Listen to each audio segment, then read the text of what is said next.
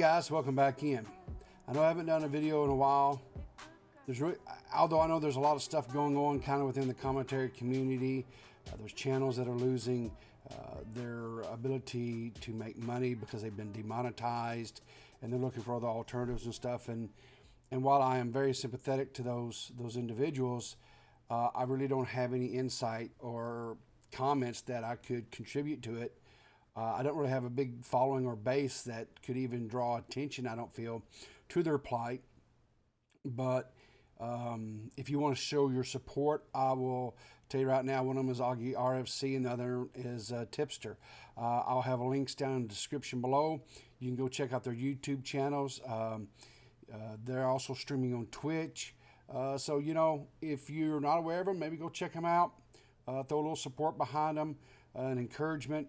And when I made the last video I made, I was discussing a YouTuber or Twitch personality named Tony Winchester, or RS Glory and Gold, which is the name of his RuneScape clan or guild that he's a member of.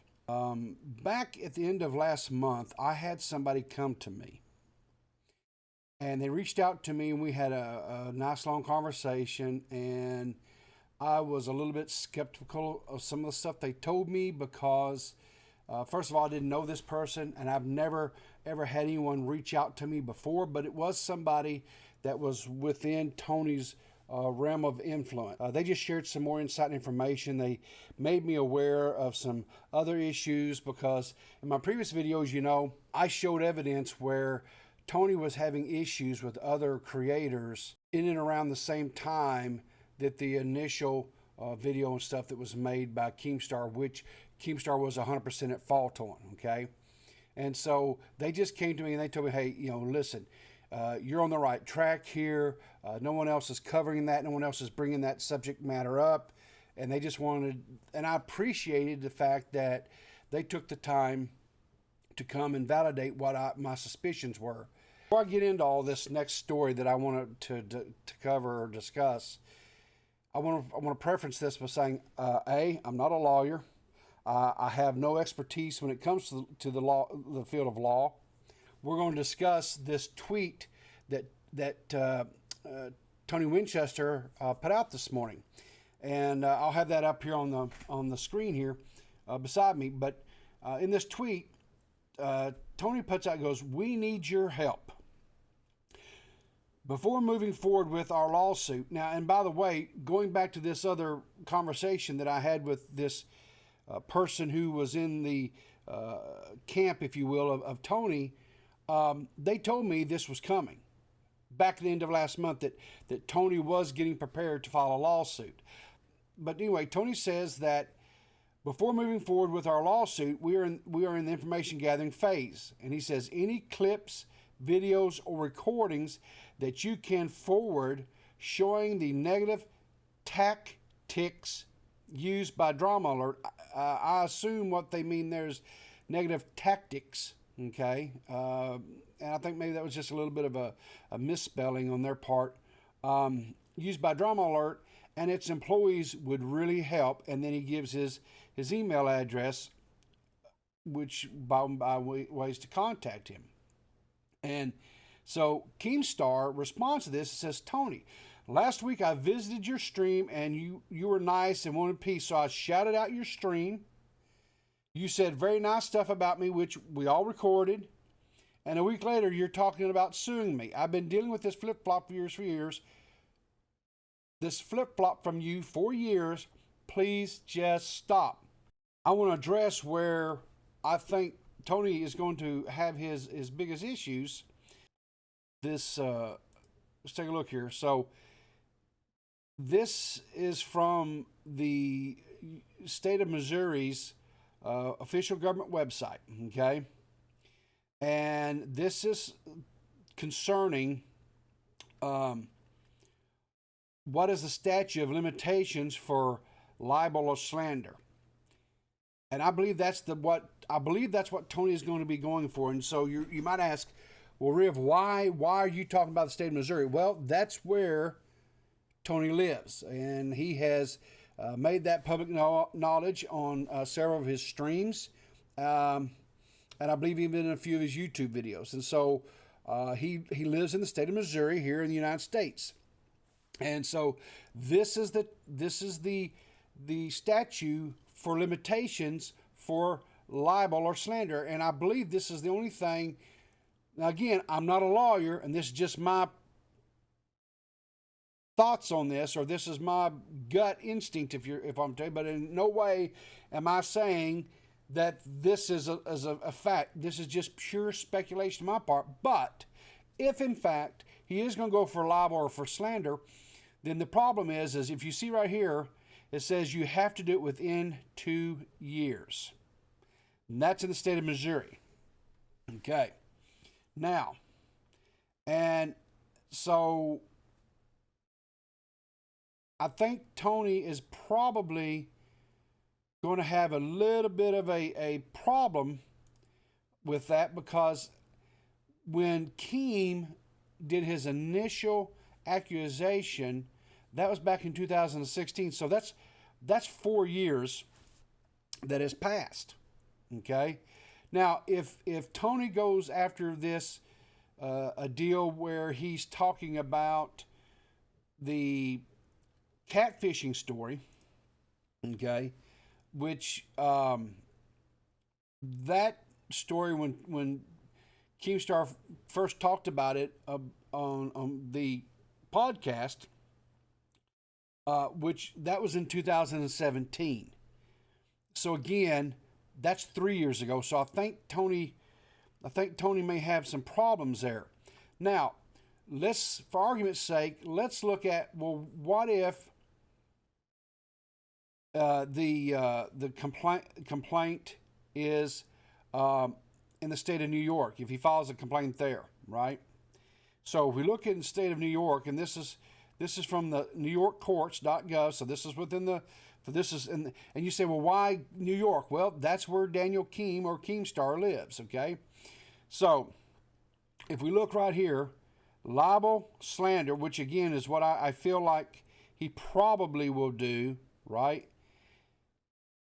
It's 1 year from the act, okay? So 1 year, which is even a shorter period of time than what the statute is in Missouri.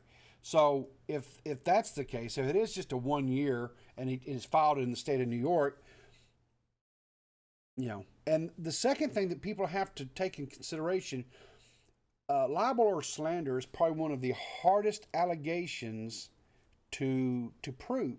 And the reason why is because as part of the definition of what libel or slander is you have to prove that it in some way harmed your reputation, and B, you have to be able to show that it somehow or some way cost you monetarily.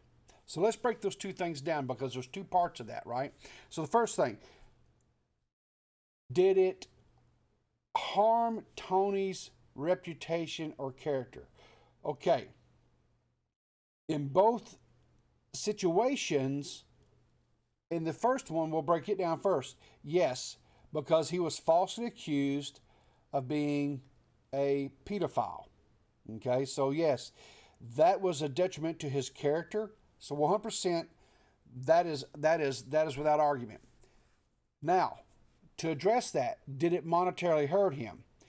Well, one could argue that no, because once this was determined that it was a falsehood, and Keem retracted his false allegation, the support that Tony got, not only by Keem, okay, but scarce, and others that sent people into his stream, and the donations that he got, and the followers and stuff that he got because of the exposure, the argument could be made to counter it, to say, well, you know, he grew in followers, he grew in subscribers, he grew monetarily because of that. So just the opposite could be argued, that in fact it helped him gain monetary rewards, not lose them.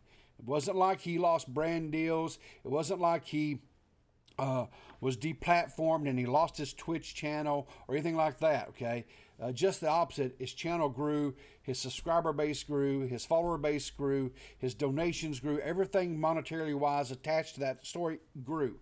Now, if we fast forward to 2017, when Keemstar talked about this because of this allegation that was brought forth by another YouTuber, and the allegations were proven to be false.